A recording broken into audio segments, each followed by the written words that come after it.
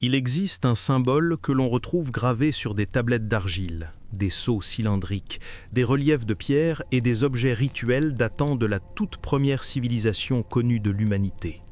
Un symbole discret, parfois central, parfois relégué à l'arrière-plan, souvent mentionné sans explication réelle et presque toujours interprété de manière vague. Un symbole que l'on vous montre, mais dont on ne vous parle jamais vraiment. Si ces histoires te fascinent, abonne-toi à la chaîne. Et si tu m'écoutes dans le silence de la nuit, quelque part sur cette planète, écris-moi un commentaire. Dis-moi d'où tu m'écoutes et l'heure qu'il est là où tu es. Ce symbole apparaît dans le contexte du ciel, des dieux, de l'ordre cosmique et du pouvoir. Il n'est pas décoratif, il n'est pas isolé, et surtout, il est cohérent dans le temps, répété sur plusieurs siècles dans des contextes précis. Pourtant, lorsqu'on interroge l'histoire officielle à son sujet, les réponses deviennent floues, prudentes, parfois contradictoires.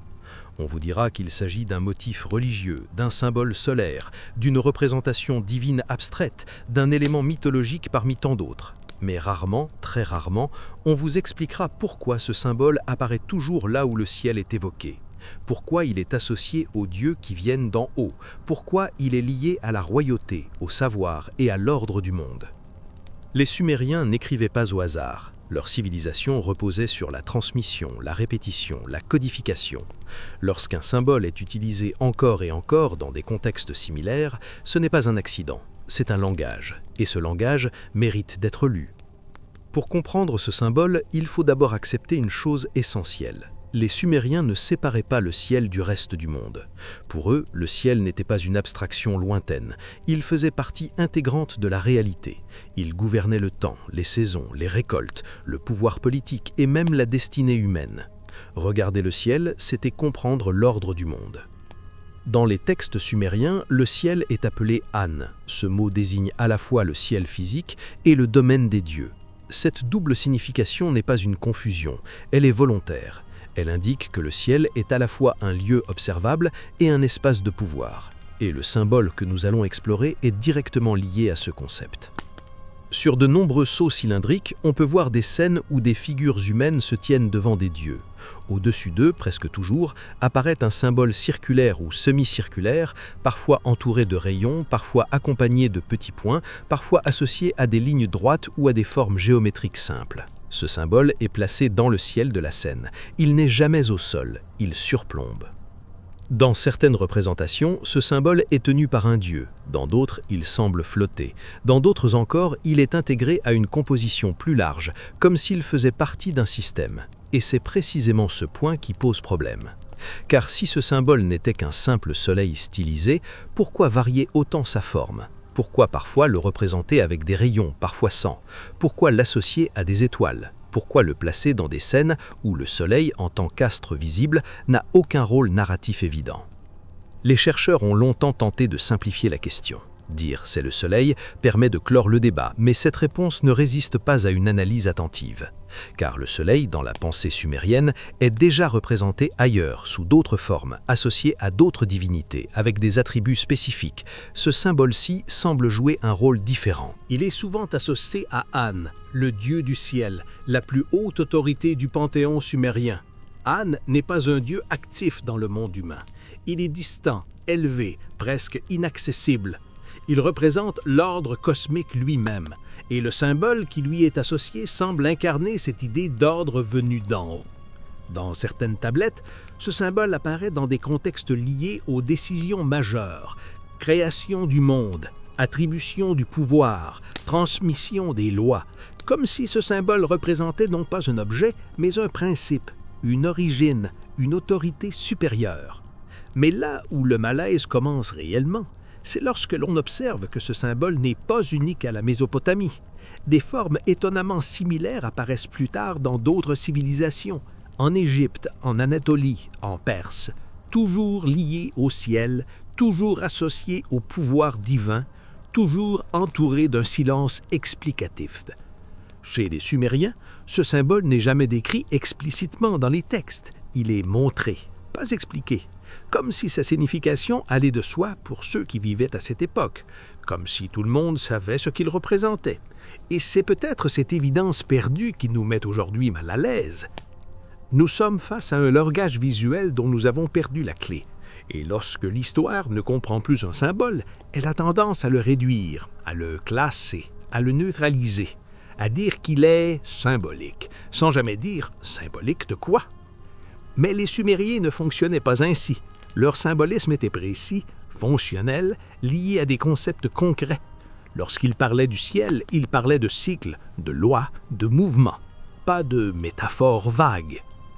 Certains sceaux montrent ce symbole entouré de 7 petits cercles. D'autres montrent une hiérarchie de symboles célestes. Cette répétition du nombre, cette organisation ne peuvent pas être ignorées. Le nombre 7 est central dans la cosmologie sumérienne. 7 cieux, 7 grands dieux, 7 corps célestes visibles. Ce n'est pas un hasard. Alors pourquoi ce symbole central est-il presque toujours au-dessus des autres? Pourquoi est-il distinct? Pourquoi ne fait-il pas partie de la série, mais semble la dominer? L'histoire officielle préfère éviter cette question, parce qu'y répondre obligerait à reconnaître que les Sumériens avaient une vision structurée du ciel qui dépasse la simple observation empirique, une vision dans laquelle le ciel n'est pas seulement ce que l'on voit, mais aussi ce qui gouverne. Ce symbole pourrait représenter une source, une origine, un point central autour duquel tout s'organise. Une idée qui, pour une civilisation antique, serait extraordinairement avancée. Et pourtant, les indices sont là. Ce qui dérange le plus, ce n'est pas l'existence du symbole, c'est sa cohérence, sa persistance, sa place centrale, et surtout le fait qu'aucun texte ne vienne le contredire. Il est toujours utilisé de la même manière, toujours dans le même contexte, toujours lié au ciel et au pouvoir. Dans la prochaine partie, nous allons examiner précisément où ce symbole apparaît, sur quels objets, dans quelle scène et pourquoi sa position n'est jamais laissée au hasard. Nous allons voir comment les Sumériens utilisaient l'image pour transmettre un savoir que les mots ne suffisaient peut-être pas à exprimer. Pour comprendre réellement ce symbole, il ne suffit pas de le regarder isolément. Il faut observer où il apparaît, avec quoi il est associé et surtout ce qu'il surplombe. Car chez les Sumériens, la position d'un symbole est aussi importante que sa forme. Rien n'est laissé au hasard.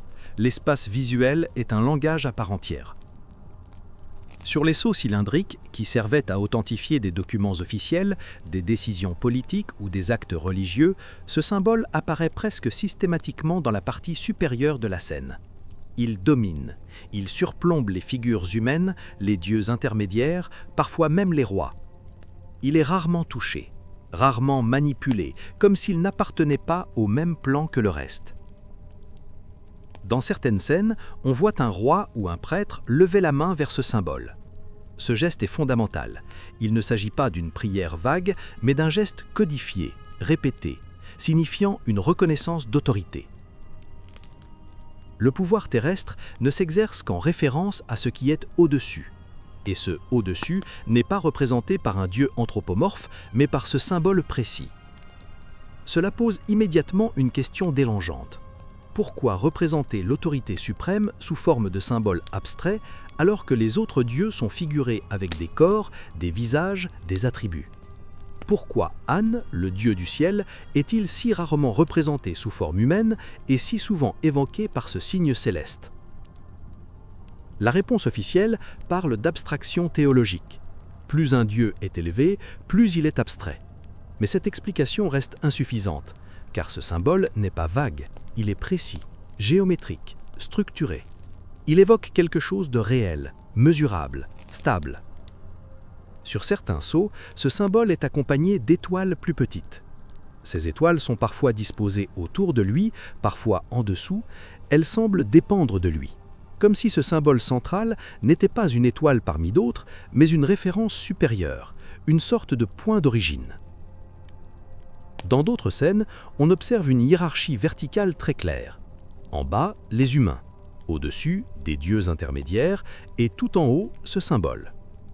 Cette organisation visuelle correspond exactement à la vision sumérienne du monde, un monde structuré en niveaux, où le ciel supérieur gouverne tout. Mais ce qui intrigue le plus, c'est que ce symbole apparaît aussi dans des contextes non religieux.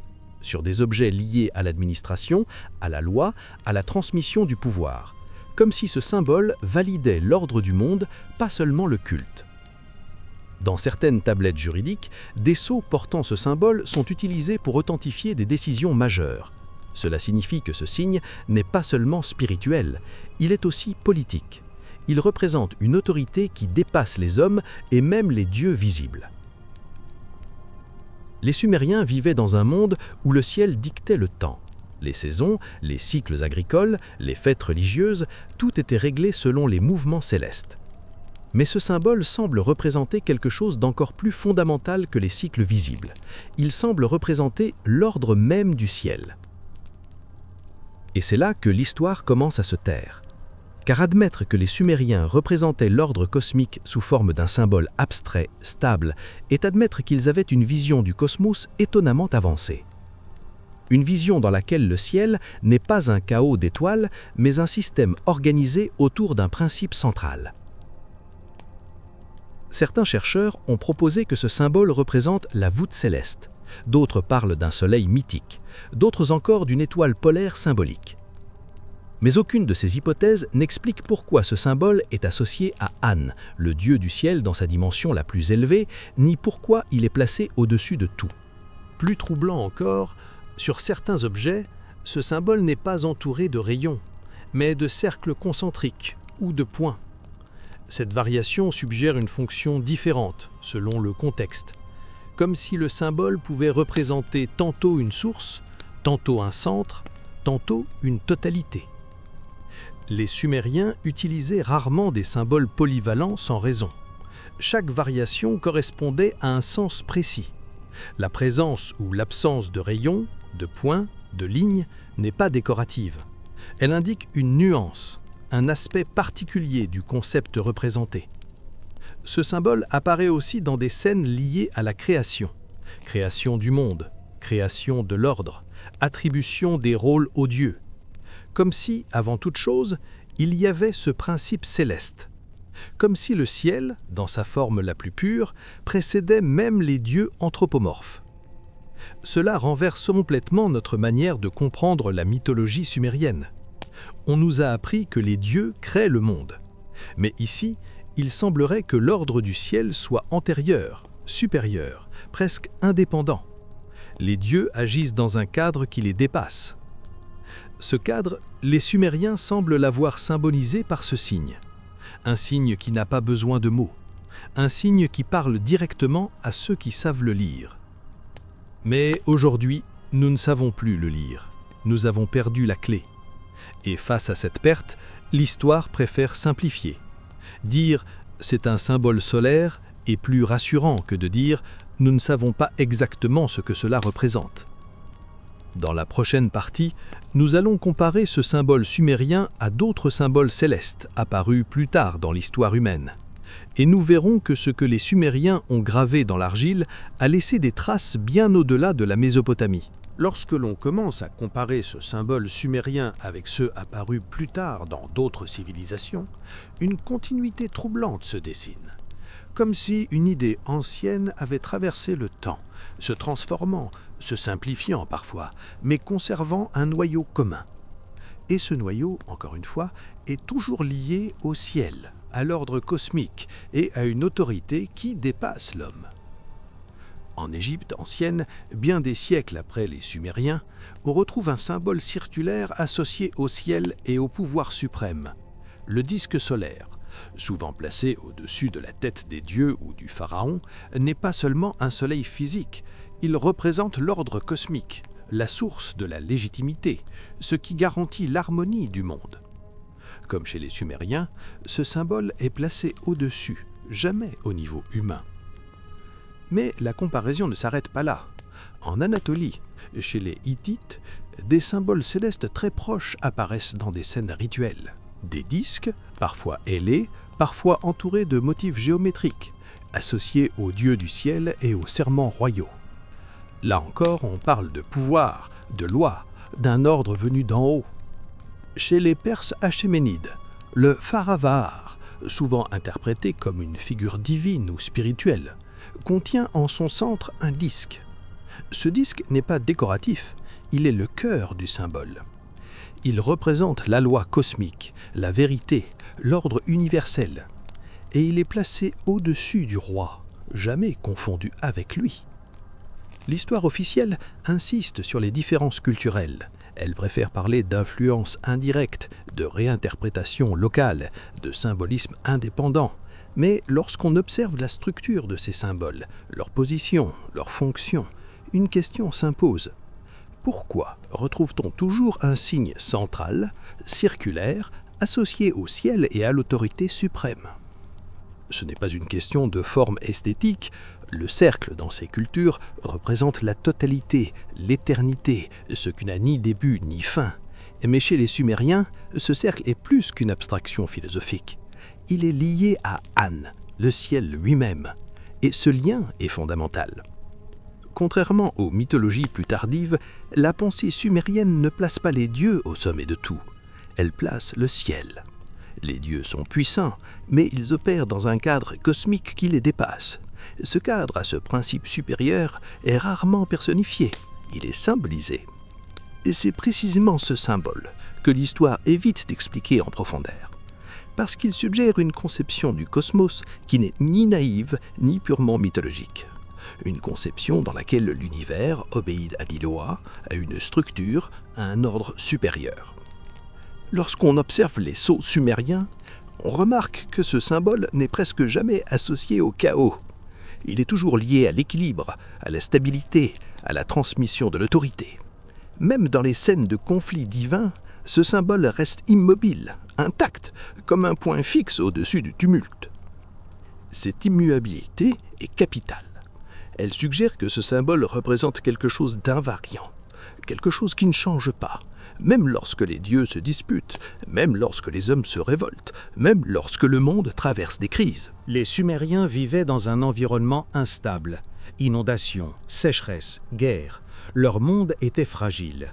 Pourtant, leur cosmologie repose sur l'idée d'un ordre stable, céleste, immuable. Ce symbole incarne cette stabilité. Mais ce qui dérange le plus, c'est que ce symbole semble parfois représenter un centre autour duquel tout gravite. Sur certains sceaux, les autres symboles célestes semblent disposés autour de lui, comme s'ils dépendaient de lui.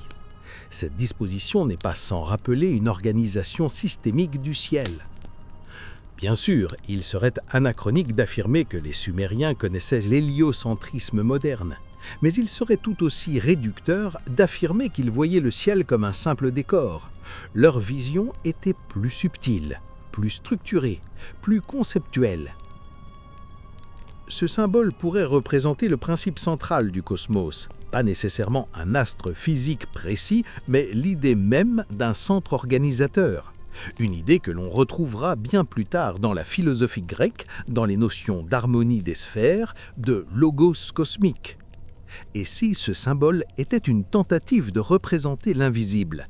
Pas un objet que l'on voit, mais une réalité que l'on déduit, une loi, un ordre, une structure. Les Sumériens n'avaient pas nos outils mathématiques, mais ils avaient une intuition profonde de l'organisation du monde. Cette intuition se retrouve dans leur manière de lier le ciel et la terre. Pour eux, ce qui se passe en haut se reflète en bas. Cette correspondance n'est pas magique. Elle est structurelle. L'ordre du ciel se manifeste dans l'ordre social, politique, religieux. Le roi règne parce qu'il est en accord avec l'ordre céleste. Les lois sont justes parce qu'elles reflètent cet ordre. Les rituels existent pour maintenir cette harmonie. Et ce symbole, placé au-dessus de tout, rappelle constamment cette dépendance. Alors pourquoi ce symbole disparaît-il progressivement des représentations explicites ? Pourquoi, dans les civilisations suivantes, il est intégré, transformé, parfois caché dans des figures plus complexes? Peut-être parce que sa signification profonde s'est perdue, peut-être parce que l'évidence est devenue mystère. Dans la prochaine partie, nous allons explorer ce moment précis où ce symbole cesse d'être compris comme un principe cosmique clair et devient un simple motif religieux. Nous verrons comment le sens se dilue, comment la forme survit, mais comment la compréhension disparaît. À partir d'un certain moment, ce symbole commence à changer de statut. Il est toujours présent, toujours reconnaissable, mais quelque chose d'essentiel se modifie. On ne le comprend plus de la même manière. Là où, chez les Sumériens, il semblait représenter un principe cosmique clair, structurant, presque évident, il devient progressivement un simple attribut religieux, puis un motif hérité, répété sans que sa fonction originelle soit réellement comprise. Cette transformation n'est pas brutale, elle est lente, silencieuse, presque imperceptible. Et c'est précisément pour cette raison qu'elle est si difficile à détecter. Le symbole ne disparaît pas, il se dilue. Chez les Akkadiens et les Babyloniens, héritiers directs des Sumériens, le symbole est toujours là. Il apparaît sur les sceaux, dans les temples, dans les représentations divines, mais son rôle commence à glisser. Il n'est plus systématiquement placé au sommet de la hiérarchie cosmique. Il devient parfois un attribut parmi d'autres, un signe de divinité plutôt qu'un principe supérieur. Les dieux prennent de plus en plus de place dans la narration. Ils deviennent plus humains, plus actifs, plus présents. Le ciel, en tant que structure abstraite et dominante, recule légèrement. Le symbole, lui, reste, mais il perd sa centralité conceptuelle. Il est encore respecté, mais moins interrogé. Cette évolution est fondamentale. Elle marque le passage d'une pensée cosmique structurée à une pensée plus théologique. Le monde n'est plus régi par un ordre impersonnel venu du ciel, mais par la volonté de Dieu au caractère bien défini.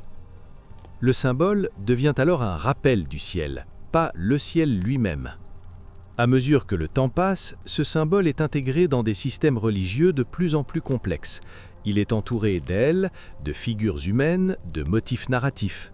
Il est encadré, décoré, expliqué, mais paradoxalement, plus on l'explique, moins on le comprend. C'est un phénomène bien connu dans l'histoire des idées. Lorsqu'un concept devient trop ancien pour être compris dans sa forme originelle, on le recouvre de récits. On lui donne des histoires, des légendes, des personnifications. On remplace la structure par le récit. Le symbole du ciel suit exactement ce chemin. D'un principe cosmique abstrait, il devient un signe divin, puis un motif religieux, puis un héritage culturel, et enfin un simple objet d'étude archéologique. À ce stade, l'histoire officielle intervient. Elle classe, elle étiquette, elle range, elle dit symbole solaire, motif céleste, représentation divine. Ces termes sont pratiques, ils permettent d'éviter une question beaucoup plus dérangeante. Et si ce symbole ne représentait pas un dieu, mais une réalité cosmique que nous avons oubliée ? Car reconnaître cela obligerait à admettre que les Sumériens possédaient une conception du cosmos qui n'était ni naïve ni primitive, une conception qui ne reposait pas uniquement sur des récits mythologiques, mais sur une tentative sérieuse de comprendre l'ordre du monde. Ce symbole, dans sa forme la plus ancienne, ne raconte pas une histoire, il montre une structure, il ne décrit pas une action, il indique une position, il ne personnifie pas, il organise. Et c'est précisément ce type de pensée que l'histoire a le plus de mal à reconnaître chez les civilisations anciennes, car cela remet en cause l'idée selon laquelle la pensée abstraite et systémique serait une conquête tardive de l'humanité. Pourtant, tout dans l'utilisation de ce symbole indique une pensée mature, sa répétition, sa cohérence, sa stabilité dans le temps, sa place constante dans la hiérarchie visuelle. Rien de tout cela n'est compatible avec un simple motif décoratif ou une superstition vague. Un autre élément troublant est la disparition progressive de toute tentative d'explication écrite. Les textes sumériens les plus anciens n'expliquent pas ce symbole, parce qu'ils n'en ont pas besoin. Sa signification semble évidente pour leurs contemporains. Mais plus tard, aucun texte ne vient clarifier ce qu'il représente, comme si le sens s'était perdu avant même que quelqu'un ne songe à le consigner. Ce silence est éloquent. Il marque une rupture dans la transmission du savoir. Le symbole survit, mais la clé disparaît. Et sans cette clé, les générations suivantes ne peuvent que répéter sans comprendre. C'est à ce moment précis que le symbole devient vulnérable à toutes les interprétations. Soleil, étoile, Dieu, œil céleste, roue cosmique. Chaque époque projette ses propres concepts sur une forme ancienne dont elle ne maîtrise plus le langage. L'histoire moderne hérite de cette confusion. Elle tente de reconstruire le sens à partir de fragments, mais sans jamais remettre en cause ses propres présupposés. Elle suppose que les anciens ne pouvaient pas penser en termes de structures abstraites complexes, et à partir de cette supposition, elle interprète tout. Mais cette supposition est peut-être fausse. Ce symbole du ciel tel qu'il apparaît chez les Sumériens suggère une pensée qui dépasse la simple mythologie, une pensée qui cherche à représenter l'ordre invisible du monde, une pensée qui n'avait peut-être pas besoin de dieux anthropomorphes pour expliquer le cosmos. Et si cette pensée avait été interrompue? Et si, à un moment donné, quelque chose avait rompu la chaîne de transmission? Les textes sumériens parlent justement de rupture, de retrait, de perte, de savoirs qui disparaissent après des catastrophes. Dans la prochaine partie, nous allons aborder cette idée plus directement. Nous allons explorer le lien possible entre ce symbole, la perte du savoir ancien, et les grands récits de rupture présents dans les textes sumériens, notamment ceux liés au cataclysme et au changement d'âge. À ce stade, une question devient inévitable. Si ce symbole représentait un principe cosmique clair, structurant, central dans la vision du monde sumérienne, comment et pourquoi son sens s'est-il perdu? Les textes ne parlent pas d'un oubli progressif et paisible. Ils évoquent des ruptures, des fractures, des moments où l'ordre du monde est bouleversé, où la continuité est brisée. Les Sumériens ne voyaient pas l'histoire comme une ligne ascendante. Pour eux, le temps était cyclique. Des âges se succédaient, séparés par des événements majeurs. Création, destruction, recommencement. Et à chaque cycle, quelque chose se perdait. Les récits du déluge occupent une place centrale dans cette vision. Bien avant les textes bibliques, les tablettes sumériennes parlent d'une catastrophe globale, décidée par les dieux, qui met fin à un âge ancien.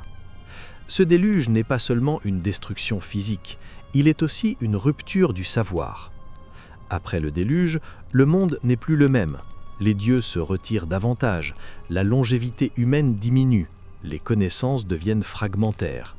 Les humains doivent désormais apprendre seuls, reconstruire à partir de restes. Les textes sont clairs, quelque chose d'essentiel a été perdu. Et ce quelque chose pourrait bien être la compréhension profonde du ciel. Avant la rupture, le ciel est présenté comme un domaine connu, structuré, intelligible. Après, il devient mystérieux, sacré, distant. Le symbole du ciel, autrefois évident, devient énigmatique. On continue de le représenter, mais on ne sait plus exactement ce qu'il signifie. Ce phénomène n'est pas unique aux Sumériens, on le retrouve dans d'autres traditions anciennes.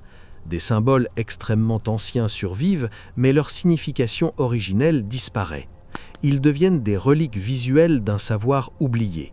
Le symbole reste, mais le langage se perd. Chez les Sumériens, cette perte est perceptible dans l'évolution des textes. Les tablettes les plus anciennes sont techniques, structurées, précises. Elles parlent de mesures, de cycles, d'ordre. Les textes plus tardifs sont plus narratifs, plus mythologiques, plus symboliques. Le discours change parce que la compréhension change. Le symbole du ciel, dans ce contexte, agit comme une trace fossile. Il témoigne d'un niveau de pensée qui n'est plus accessible. Il est comme un vestige d'un langage conceptuel ancien réduit à une image parce que les mots ne suffisent plus. Ce qui est troublant, c'est que les Sumériens semblent conscients de cette perte. Certains textes expriment une forme de nostalgie. Ils parlent d'un âge ancien où les dieux marchaient parmi les hommes, où le ciel était proche, où l'ordre du monde était compris. Cette nostalgie n'est pas poétique, elle est structurée, elle revient sans cesse. Dans cette perspective, le symbole du ciel n'est pas seulement un motif religieux, il est un souvenir, un rappel silencieux de ce qui a été perdu. Et peut-être aussi un avertissement. Car si l'ordre cosmique pouvait être oublié une fois, il pourrait l'être à nouveau. Les Sumériens semblaient profondément conscients de la fragilité du savoir. C'est pour cela qu'ils gravaient leurs connaissances dans l'argile, pas pour faire beau, mais pour résister au temps. Le fait que ce symbole soit toujours placé au-dessus des hommes, même lorsque sa signification se dilue, est révélateur. Il rappelle constamment que l'humanité dépend d'un ordre qui la dépasse, même si elle ne le comprend plus. Ce symbole agit donc comme une balise, un point fixe dans un monde en mutation. Il ne change pas, même lorsque les récits changent. Il traverse les âges, silencieux, observant la perte progressive de sa propre signification. Et c'est peut-être cela que l'histoire a du mal à accepter. Car reconnaître ce symbole comme la trace d'un savoir ancien perdu, c'est reconnaître que l'humanité a pu régresser sur le plan conceptuel, que le progrès n'est pas garanti, que la connaissance peut disparaître. Cette idée est profondément inconfortable. Elle contredit le récit moderne d'une humanité en progression constante. Elle suggère que nous ne sommes pas forcément plus avancés que ceux qui nous ont précédés, mais simplement différents. Le symbole sumérien du ciel nous confronte à cette possibilité. Il nous regarde depuis le passé, immobile, intact, tandis que notre compréhension fluctue. Il pose une question simple mais vertigineuse. Qu'avons-nous oublié ? Dans la prochaine et dernière partie, nous allons rassembler tous les éléments. Nous allons revenir sur ce que ce symbole représente réellement, sur ce qu'il nous dit de la vision sumérienne du cosmos et sur la raison pour laquelle, encore aujourd'hui, l'histoire préfère ne pas trop s'y attarder. Arrivé à ce point, il n'est plus possible de considérer ce symbole comme un simple détail décoratif, ni comme un motif religieux parmi d'autres. Tout ce que nous avons observé converge vers une conclusion troublante. Ce symbole sumérien du ciel n'est pas là pour raconter une histoire, mais pour indiquer une réalité que les Sumériens considéraient comme fondamentale, structurante, évidente, une réalité que nous avons cessé de comprendre. Ce symbole n'explique rien par lui-même. Il n'est accompagné d'aucune légende, il ne parle pas, il ne se justifie pas. Il est simplement là, au-dessus de tout, répété inlassablement comme une évidence silencieuse. Et c'est précisément cette évidence perdue qui dérange. Les Sumériens vivaient dans un monde où le ciel n'était pas une abstraction lointaine, il était le cadre même de l'existence. Le temps, les saisons, le pouvoir, la loi, la hiérarchie sociale, tout dépendait du ciel. Mais pas du ciel au sens poétique, du ciel en tant qu'ordre, en tant que structure, en tant que système. Le symbole que nous avons suivi tout au long de cette enquête semble représenter ce système. Pas un astre précis, pas un dieu personnifié, mais le principe central autour duquel tout s'organise. Une source d'ordre, un point de référence immuable. Quelque chose qui ne change pas, même lorsque les dieux changent, même lorsque les civilisations s'effondrent. Et c'est peut-être pour cette raison que ce symbole n'a jamais été expliqué dans les textes, parce qu'il ne relevait pas du récit, mais de la compréhension. Il était montré, pas décrit, comme une vérité trop fondamentale pour être discutée, comme quelque chose que tout le monde savait. Mais ce tout le monde n'existe plus. Lorsque la chaîne de transmission s'est brisée, lorsque les catastrophes, les bouleversements, les changements d'âge ont fragmenté le savoir, ce symbole a survécu seul, orphelin de son sens, conservé par respect, répété par tradition, mais vidé de sa compréhension originelle. L'histoire moderne hérite de ce symbole sans la clé, et face à ce vide, elle fait ce qu'elle sait faire de mieux. Elle classe, elle réduit, elle nomme, elle dit symbole solaire, motif céleste, représentation divine. Ces mots rassurent, ils ferment le débat, ils donnent l'illusion de comprendre. Mais comprendre un symbole ancien ne consiste pas à lui donner un nom moderne, cela consiste à se demander pourquoi il était central, pourquoi il était au-dessus, pourquoi il n'était jamais confondu avec les dieux, pourquoi il survivait au récit. Le symbole sumérien du ciel semble indiquer que, pour cette civilisation, l'ordre du monde ne venait pas de la volonté capricieuse des dieux, mais d'une structure cosmique supérieure. Les dieux eux-mêmes y étaient soumis. Les rois y trouvaient leur légitimité. Les lois y puisaient leur autorité. C'est une vision du monde profondément différente de la nôtre, une vision où l'homme n'est pas au centre, où même les dieux ne sont pas au sommet, où le cosmos lui-même est la référence ultime. Et si cette vision nous met mal à l'aise aujourd'hui, ce n'est pas parce qu'elle est primitive, c'est peut-être parce qu'elle est trop lucide, car elle implique que le savoir humain est fragile, qu'il dépend d'une compréhension globale du monde, qu'il peut se perdre, qu'il peut être oublié, et que ce que nous appelons progrès n'est pas garanti. Le symbole sumérien du ciel est peut-être l'un des derniers témoins d'un âge où l'humanité cherchait à comprendre sa place dans un ordre plus vaste, plutôt qu'à se proclamer maître de tout. Un âge où le ciel n'était pas un territoire à conquérir, mais une structure à respecter. L'histoire évite d'expliquer ce symbole non pas parce qu'il est trop ancien, mais parce qu'il pose une question que nous n'aimons pas nous poser. Et si les anciens avaient compris quelque chose que nous avons oublié ? Ce symbole ne nous donne pas de réponse toute faite, il nous confronte à un silence lourd de sens. Un silence qui traverse les millénaires, un silence qui nous oblige à regarder le passé non pas comme une suite d'erreurs corrigées, mais comme une source possible de vérité perdue. Et peut-être que le véritable mystère n'est pas ce que ce symbole représente, mais le fait que nous ayons cessé de le reconnaître.